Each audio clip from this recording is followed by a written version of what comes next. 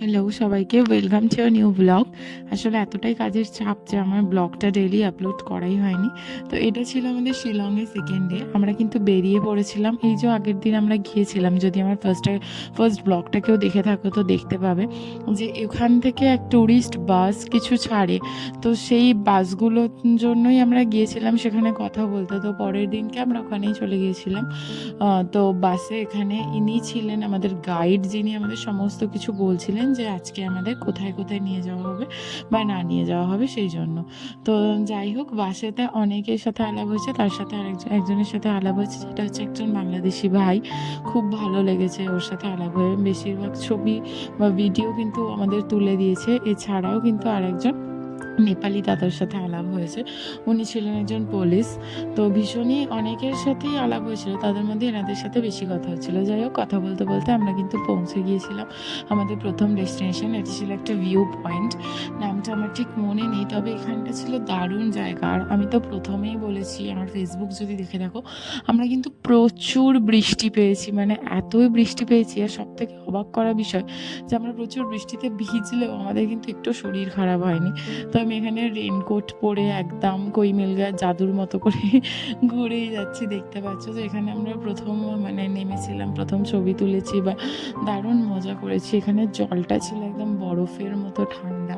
আর এখানের ভিউ নিয়ে তো কোনো কথাই হবে না। এই সমস্ত ভিডিও কিন্তু আমাদের ওই ভাই করে দিয়েছে, বাংলাদেশি ভাই যার কথা বললাম আমি। তো থ্যাঙ্কস টু মানে ওই ভাইকে ভীষণ, মানে ভাইয়ের ওপর ভীষণভাবে থ্যাঙ্কফুল। তো আর এই ছিল ওই নেপালি দাদা যার সাথে আমি কথা বলছি আর কথা বলছিলাম আমি।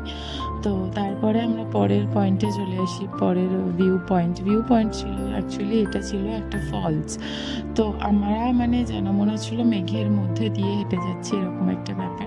মানে প্রচণ্ড কুয়াশা পেয়েছি, কুয়াশার থেকে বড় কথা প্রচণ্ড মেঘ পেয়েছি, পুরো গায়ে লেগে যাচ্ছিল, এত সুন্দর লাগছিল। এটা ছিল নৌকালিকাই ফলস। তো আমরা ফলসটা খুব বেশি ভালো করে দেখতে পারিনি এত কুয়াশা আর এত মেঘের জন্য। তো যাই হোক, ওখানে মন খারাপ না করে আমরা চলে এসেছিলাম তারপর ইকো পার্কে। এখানেও ছোট্ট ছোট্ট কিছু ফলস ছিল। আসলে আমরা যাওয়ার পথে প্রচুর ফলস দেখেছি, যেগুলো অন্য সময় এলে হয়তো এতটা সুন্দর দেখা যায় না। আমরা এত সুন্দরভাবে ফলসগুলো দেখেছি, মানে প্রচণ্ড একটা জলের গতিবেগ, প্রচণ্ড জোরে জল। তো এখানে আমি একটু মোমোর দাম করে নিচ্ছিলাম, আমি কিন্তু খাইনি। ওখানে মোমো 100 টাকা, ইচ্ছা করছিল খেতে, বাট রিভিউ শুনে আমার আর খেতে ইচ্ছা করেনি। যাই হোক, এখানে একটা ছোট্ট ফলস তোমাদের দেখালাম, দেখতেই পেলে। আর দেখতেই পাচ্ছ ভিউটা, মানে ক্যামেরাতে কতটা এসেছে আমি বুঝতে পারছি না, বাট আমি সামনে থেকে দেখার পর আমার এত ভালো লাগছিল, মানে ইচ্ছাই করছিল না ফিরে আসতে।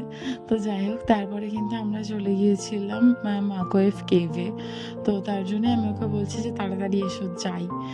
তো দারুণ জায়গা ছিল কেভটা পুরোটাই, আমাদের বারণ ছিল যে যারা বয়স্ক বা যাদের শ্বাসকষ্ট আছে তারা যেন এর ভিতরে না যায়। তো আমাদের সেরকম কোনো প্রবলেম নেই বলে আমরা কিন্তু ঢুকেছিলাম।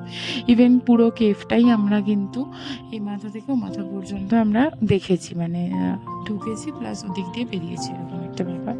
তো এই কেভটা ছিল দারুণ, যারা অনেকেই গেছে, যারা জানে যে এখানে এত সুন্দর আর এত ছোট্ট ছোট্ট জায়গা, কিছু কিছু জায়গা দিয়ে হামাগুড়ি দেওয়া বেরোতে হয়। এর পাশে আর একটা কেভ ছিল যেখানে ঢোকার জায়গা ছিল না, ঢুকতে দেয় না।